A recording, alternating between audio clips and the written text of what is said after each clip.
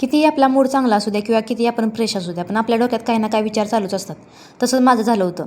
2 दिवसापासून माझ्या हातून काही ना काही फुटते किंवा काहीतरी सांडते. त्यामुळे मला डोक्यात सारखाच विचार येतो की कशामुळे होत असेल हे. आणि आज संध्याकाळचं वातावरण पण खूप छान झालं होतं. सनसेट झाला होता. पक्ष्यांचा आवाज, किलबिलाट खूप छान वाटत होतं. आणि आता मुलांचं ब्लँकेटही धुवायचं चाललं तर उन्हाळा चालू आहे त्यामुळे. तर मस्त संध्याकाळची वाती लावून घेतली. शुभम करोती म्हटलं, तुळशीला दिवाळी लावला. आता म्हटलं थोडं रेडी होऊया आणि बाहेर जाऊया. आणि आज रविवार इथला बाजार पण असतो. आणि आज एकादशी असल्यामुळे म्हटलं महादेवाच्या मंदिरात पण जाऊन येऊया. तर मग येता येता भाजीपालाही घेऊन आलो मग. आणि घरामध्ये आम्ही तिघंच आहोत, पण सगळ्यांची चवी खूप आहे. सगळ्यांना कोणती ना कोणती भाजी आवडत असते. हर्षला भेंडी आवडते तर यांना कोबी आवडत नाही. मग सगळ्यांच्या आवडीच्या भाज्या घ्यायला लागतात. तर आज एकादशी आहे म्हणून म्हटलं आज साबुदाण्याचे वडे बनवूया.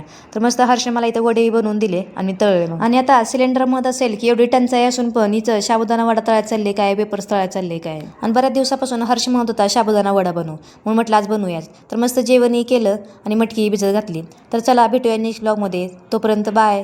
व्हिडिओ आवडल्यास लाईक करा.